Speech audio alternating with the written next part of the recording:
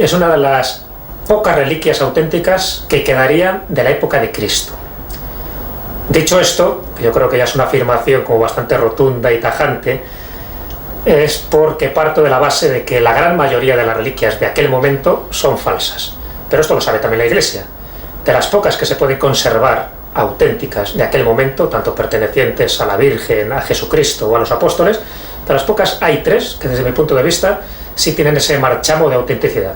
Uno sería la sábana santa de Turín, el otro sería el Santo Sudario, el Sudario de Oviedo, el pañolón de Oviedo, y el otro sería el Titulus Crucis, ese trozo de madera donde aparecería el INRI, que actualmente se encuentra en Roma y que según las últimas investigaciones parece que se puede datar del siglo I. Salvo esas 3 reliquias, y por supuesto la más importante, la sábana santa de Turín, todas las demás se saben que son una pura invención, entre comillas, de Santa Elena, la madre de Constantino, a partir del siglo IV, cuando ella redescubre interesadamente muchas de estas reliquias para que luego formen parte de las distintas iglesias cristianas.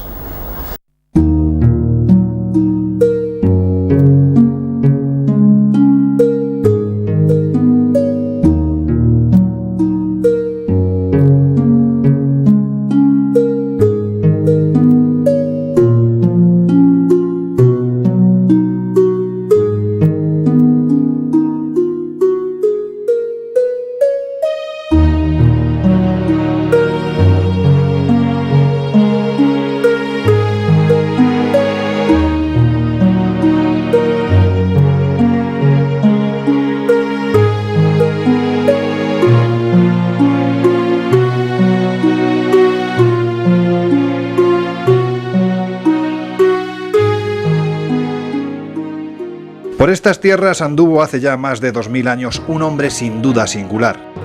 Su verdadera historia nos es desconocida, a pesar de lo mucho que se ha escrito sobre su vida y enseñanzas, aunque quizás esto no tenga importancia, porque aunque fue un ser de carne y sangre, se convirtió en arquetipo, en modelo de vida, y para los creyentes, en esperanza de salvación eterna.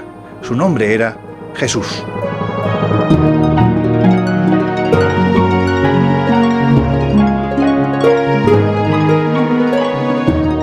Por lo que nos cuentan los evangelios, sabemos que nació en Nazaret y que murió aquí, en Jerusalén, cuando Poncio Pilatos era el procurador de Judea. 20 siglos es mucho tiempo, y la ciudad que hoy recorren peregrinos y turistas probablemente tenga poco que ver con la que conoció Jesús. La llamada Vía Dolorosa y muchos otros lugares que hoy son espacio obligado de veneración de los creyentes, quizá valgan como monumento conmemorativo o referencia espiritual, pero la verdad, el auténtico escenario donde transcurrió la última etapa de la vida de aquel gran hombre, está muchos metros por debajo de las calles que se recorren actualmente.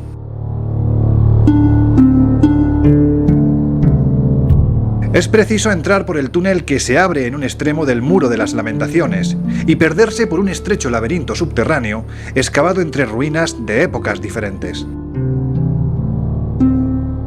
Túneles sombríos que tan pronto se abren entre los restos de lo que fue en su día una construcción templaria, como se abren paso entre lo que fueron tiendas y almacenes. Un mundo enterrado, ya olvidado por el turista moderno, en el que alternan angostos pasadizos con enormes salas abovedadas, cada vez más abajo de nuestros pies, hasta encontrar el basamento del colosal muro que circundaba la plataforma donde en su día se levantó el mítico Templo de Jerusalén. En la parte más profunda de la estructura podemos encontrarnos con un trozo del pavimento original al descubierto, alguna de las losas que con toda seguridad pisó Jesús en algún momento de su vida. Tal vez sean los únicos objetos que se conservan que estuvieron en contacto físico con el Mesías, pero solo tal vez, porque en una capilla situada a 2800 kilómetros de aquí se venera una misteriosa y desconcertante tela que, según todo parece indicar, envolvió su cuerpo y ha conservado, nadie sabe cómo, cada detalle de la brutal tortura y de la ignominiosa pasión y muerte que, según la tradición, sufrió. Hoy se la conoce como la Sábana Santa. Mide 4 metros y 30 centímetros de largo por 110 centímetros de ancho, y muchos no dudan de que se trata del sudario que envolvió el cuerpo de Jesús en su tumba. Cuando todo se consumó y Jesús el Cristo estaba muerto en el Gólgota, sobre la cruz, sus familiares y discípulos se hicieron cargo de su cadáver. Lo desclavaron y con toda precaución lo descolgaron y lo trasladaron a una tumba que José de Arimatea había hecho excavar en la roca junto a otras sepulturas.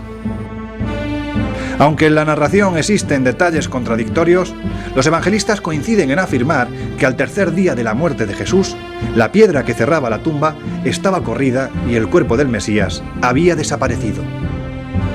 En el interior, y para sorpresa de todos, solo quedaba la tela que había servido de sudario. Es lógico que el lienzo fuese recogido por personas allegadas a Jesús y conservado como una reliquia, como un objeto de veneración. Sin embargo, de ser este que se conserva en Turín, hasta el siglo XIV no hubo certeza de su existencia. Lo que sí hay son testimonios e indicios que nos permiten deducir el camino que siguió hasta llegar a su actual emplazamiento. Según algunas referencias de bastante verosimilitud, en el siglo VI se conservaba un sudario similar en Edesa, la actual Turquía. Desde allí fue a parar a la capital de Constantinopla hacia el siglo X, según el testimonio de algunos peregrinos. Durante la época de las Cruzadas, en el año 1204, Constantinopla es conquistada y crónicas contemporáneas afirman que el sudario fue requisado por Otón de la Roche, que lo trasladó a Francia. Gracias a información ya contrastada, tenemos constancia de que en 1353 la reliquia era venerada en Lirey. Un siglo después, en 1453, el duque de Saboya la trasladó a Chambéry, donde fue objeto de culto hasta el año 1578, en el que fue llevada a Turín, ciudad en la que se conservó hasta la actualidad.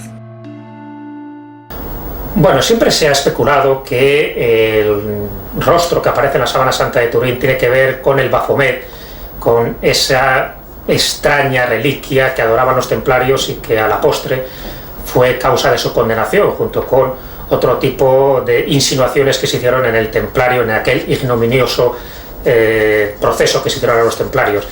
Para mí, la única realidad que hay o vinculación entre el Baphomet templario y la Sábana Santa de Turín es legendaria, es decir, siempre se habló que el sudario que se conservó en Edesa es el que se pudo luego haber referido a los templarios como la adoración de ese santo rostro, como ese santo rostro que ellos consideraban que era Jesucristo, pero yo tengo otra teoría muy distinta. Es decir, para mí el Baphomet de los templarios no tiene nada que ver con la Sábana Santa de Turín, y menos con los distintos pliegues que se hicieron a la Sábana Santa y que luego es lo que se veneró, por ejemplo, en Edesa, sino que el Baphomet tendría que ver con una cabeza de bronce.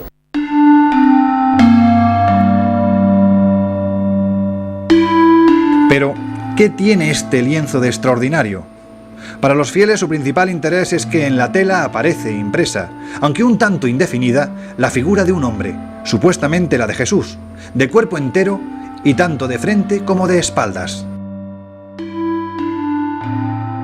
La razón de esta extraña disposición de la imagen es que la larga tela recibía encima el cadáver y a su vez servía para cubrirlo, según la costumbre del pueblo judío hace 2 milenios. Las manchas, si es que pueden considerarse como tales, retratan el cuerpo de un hombre con rastros de haber sido sometido a tortura y que ha sangrado en algunas partes de su cuerpo. La observación de estos detalles es dificultada por las quemaduras que sufrió el lienzo durante un incendio en 1532. Entonces estaba plegado y se quemó por un borde y en una de las esquinas. Una vez desdoblado y extendido, la quemadura aparece multiplicada simétricamente a lo largo del lienzo. Un par de años después del fatídico incendio para la reliquia, las monjas clarisas trataron de remediar el daño con algunos remiendos. Para evitar el riesgo de incendio y otros peligros, el lienzo se conserva enrollado dentro de una urna de lujo, de la que solo se saca en ocasiones señaladas para extenderla y mostrarla para veneración de los fieles. Fue durante una de estas ostensiones, en 1898, cuando se permitió al abogado Secondo Pía realizar varias fotografías de la tela. La sorpresa del abogado surgió cuando reveló las placas realizadas en su laboratorio. El rostro impreso en la tela, que a simple vista tiene este aspecto, reveló su verdadero carácter en el negativo fotográfico. La misteriosa sábana acababa de desvelar su secreto. Al invertirse lo claro y lo oscuro, emergió un rostro definido, real, el de un hombre de cabello largo y barba con un sereno semblante.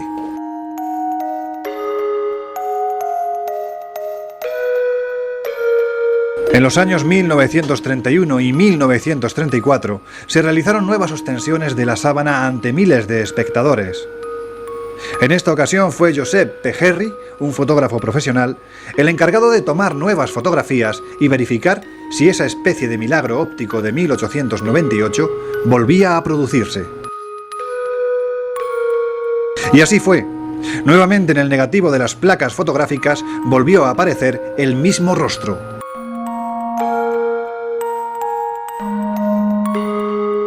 La única explicación posible es que las manchas del sudario constituyan un negativo natural, y solamente al invertirse luz y sombra es cuando puede verse la auténtica imagen que oculta.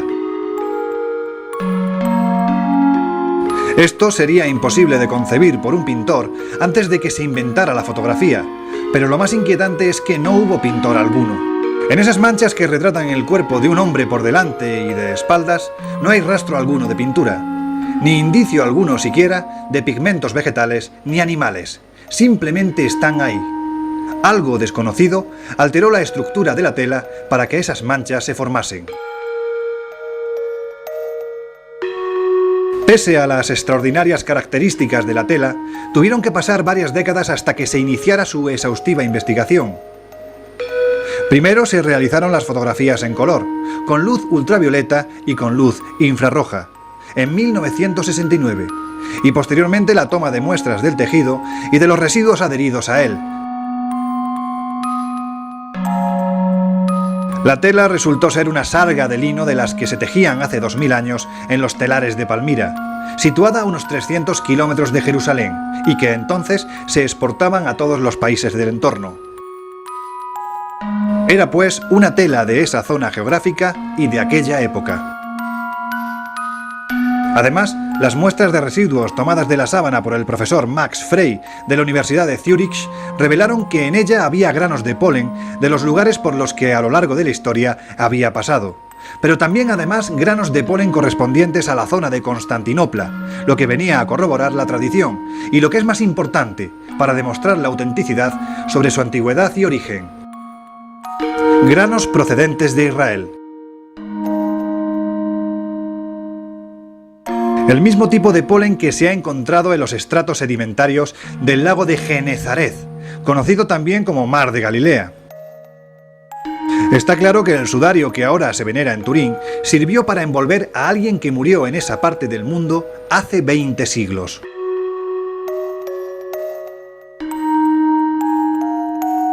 Un hombre que por los análisis de la tela medía alrededor de 1,80 m y que mostraba claras señales de haber sido torturado, entre ellas pequeñas heridas en la frente, múltiples latigazos principalmente en la espalda e importantes heridas en las manos, en los pies y en uno de sus costados.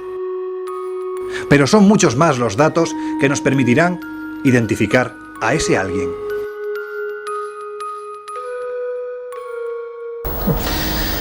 Bueno, hay muchos investigadores que han puesto en relación los dos lienzos que supuestamente estuvieron en contacto con Jesús. Uno es una mortaja, que es la sábana santa de Turín, y el otro es un sudario. Quiere decir que el sudario solo se depositó en el rostro y por lo tanto las manchas que aparecen en el pañolón de Oviedo son diferentes a las manchas, entre comillas, que aparecen en la sábana santa de Turín. Se ha comentado que de una forma técnica estaríamos hablando que el pañolón de Oviedo, el sudario de Oviedo, el que está conservado en la Catedral de Oviedo, sería un lienzo por contacto, a diferencia de la sábana santa de Turín, que es un lienzo ortogonal. Quiere decir que la imagen que aparece ahí es por proyección. Esto es muy importante porque eso evidenciaría que esos 2 centímetros, por ejemplo, que tiene de diferencia la nariz del rostro de Jesús, supuestamente del rostro de Jesús, pues estaría explicado porque uno es por contacto y el otro es por una proyección ortogonal. Además de las 120 semejanzas que se han encontrado entre un lienzo y el otro lienzo.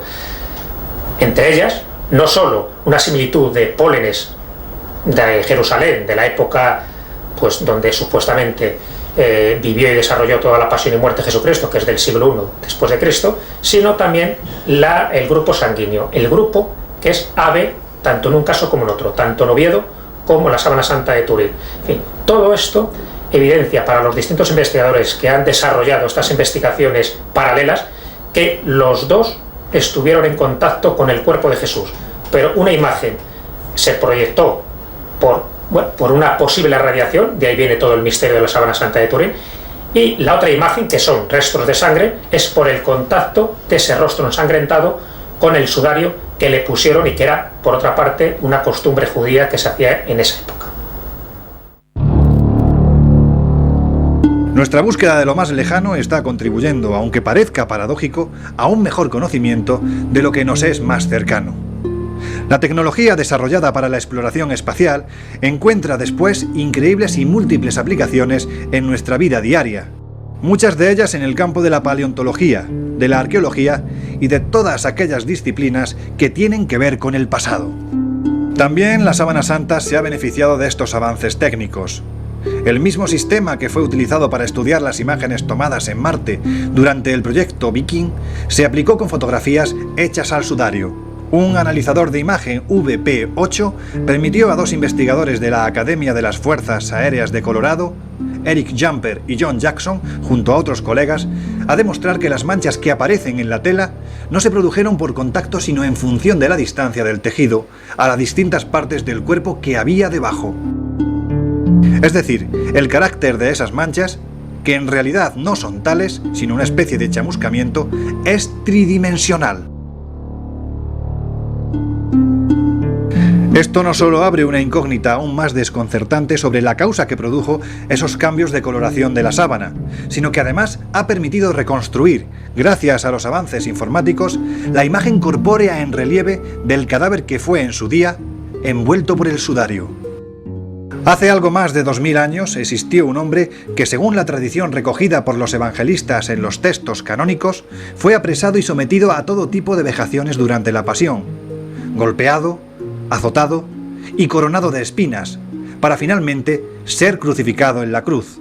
La síndone de Turín conserva en sus manchas las huellas de todas y cada una de esas brutales agresiones que esa tradición cristiana describe.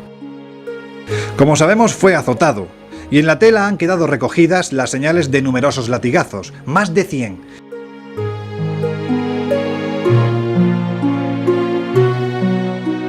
Que tienen la forma peculiar de los flagellum romanos, que terminaban en dos bolitas de plomo, con lo que también encajan de forma perfecta con la fecha en la que los hechos se sitúan.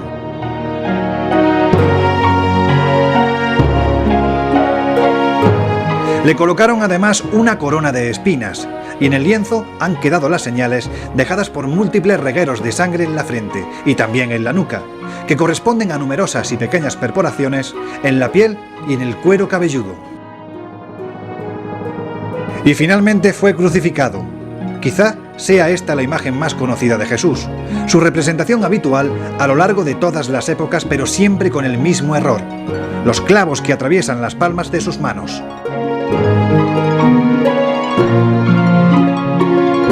Esto ha sido piadosamente aceptado, pero es anatómicamente imposible. En dicha posición, sin otra resistencia que los músculos y la piel, las manos acabarían desgarrándose hasta desprenderse del madero. El único lugar lógico para situar los clavos sería en la muñeca, entre los huesos del carpo, en el llamado punto de Destot, lo que impediría el desgarramiento. Curiosamente, en el mismo lugar exacto donde aparece la mancha de sangre en la mano, que superpuesta a la otra, quedó impresa en el lienzo.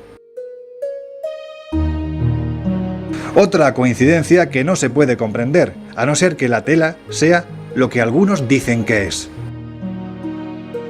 Solo existe un argumento en contra de la autenticidad de la sábana santa, aunque para los escépticos más que suficiente para tirar por tierra la teoría sobre su autenticidad. Ese argumento es el resultado por la datación por el carbono 14 que se llevó a cabo con pequeños trozos de la tela en 1988. El carbono 14 es un isótopo de carbono que se forma en las capas altas de la atmósfera y está presente en el agua, en el aire y en las rocas. Todos los seres vivos lo estamos incorporando a nuestro organismo durante toda la vida, hasta que morimos, o en el caso de las plantas, hasta que son arrancadas de la tierra. A partir de ese momento, el carbono 14 que el ser vivo había incorporado se va desintegrando y transformándose en el carbono normal, el carbono 12. Al hacerlo de una forma constante y progresiva, midiendo la cantidad de carbono 14 que contiene un resto orgánico de cualquier tipo, podemos saber cuánto tiempo ha transcurrido desde que murió.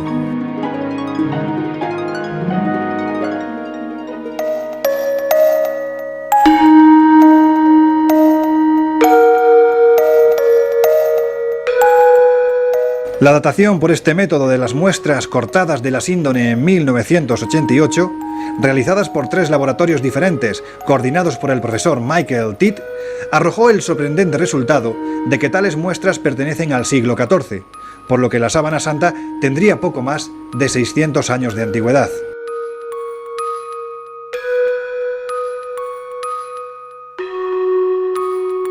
La cuestión es que esta prueba, por muy científica que sea, y por muy tranquila que deje la conciencia de los escépticos, no invalida al resto de pruebas tan científicas y rigurosas como la citada y que avalan el carácter extraordinario de la tela.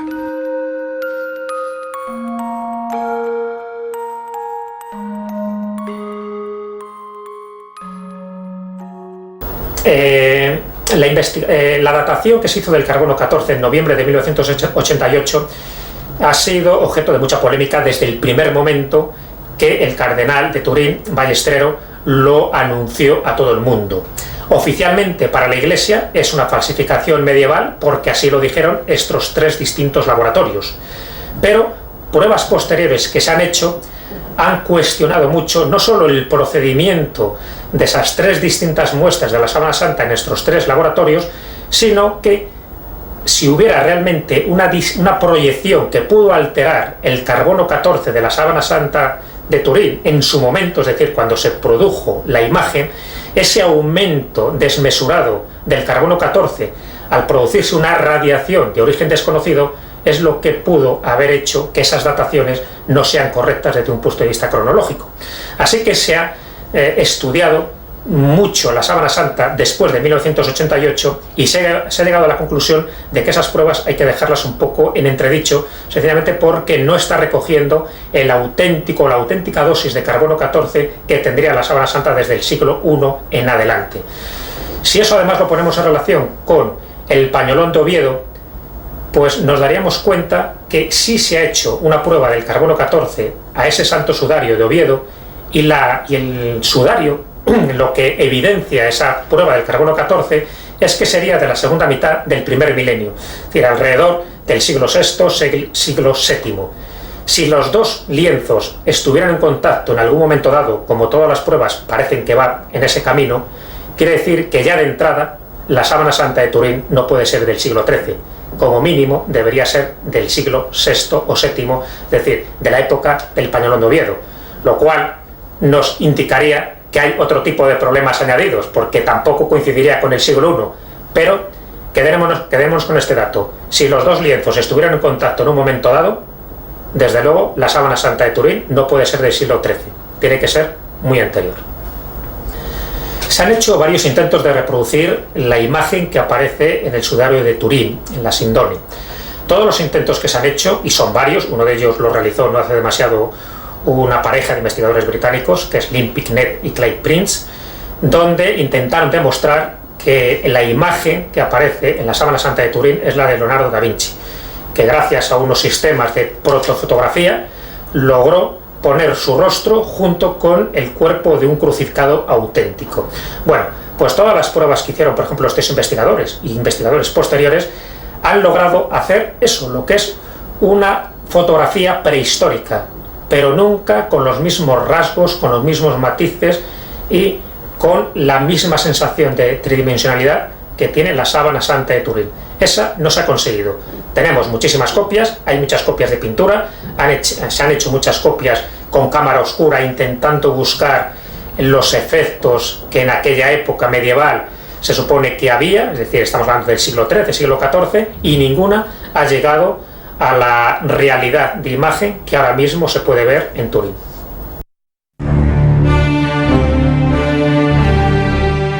Es posible que alguien en el siglo XIV ordenase tejer una sarga de lino a la manera que se hacía en Palmira 1400 años antes. Es también posible que convenciera a un hombre para que se prestase a ser azotado con látigos romanos, a que fuera coronado de espinas, clavado en manos y pies, y a que de propia recibiese un lanzazo en uno de sus costados. Señales que sin discusión posible recoge la famosa Sábana Santa de Turín. Es posible también que 500 años antes de que se inventara la fotografía, encargase a un pintor que pintase un negativo fotográfico, todo ello además sin pintura ni pinceles. Es posible asimismo que, adelantándose a los conocimientos médicos de su siglo, distribuyese sangre arterial y venosa de forma correcta en la tela. Es posible, porque la Sábana Santa demuestra de forma incuestionable que tales acontecimientos sucedieron hace 2000 o 600 años. Si fue hace 2000 años, todo encaja con la pasión y muerte de un hombre llamado Jesús. Si fue hace 600, es que existió otro personaje igualmente singular, del que no tenemos noticia, que sufrió idéntica tortura y que además fue conocido como Mesías, y que una vez amortajado con el sudario, emitió una energía o radiación tan intensa y súbita que chamuscó las fibras superficiales de la tela respetando el resto.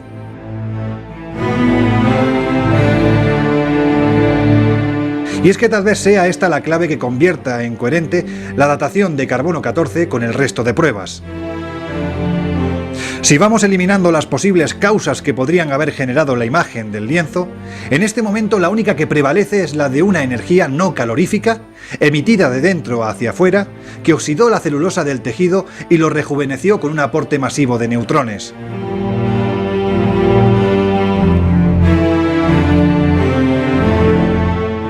Las características de la misteriosa imagen señalan que esa radiación procedió del cuerpo envuelto por la sábana, que fue instantánea y que, para los investigadores más audaces, se produjo coincidiendo con la desaparición o desmaterialización de ese cuerpo.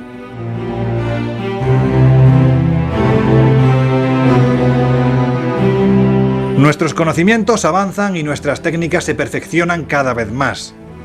Hasta ahora nos han permitido comprobar el carácter indudablemente extraordinario del sudario. Con el tiempo, quizás nos permitan saber qué pasó con el cadáver que envolvía.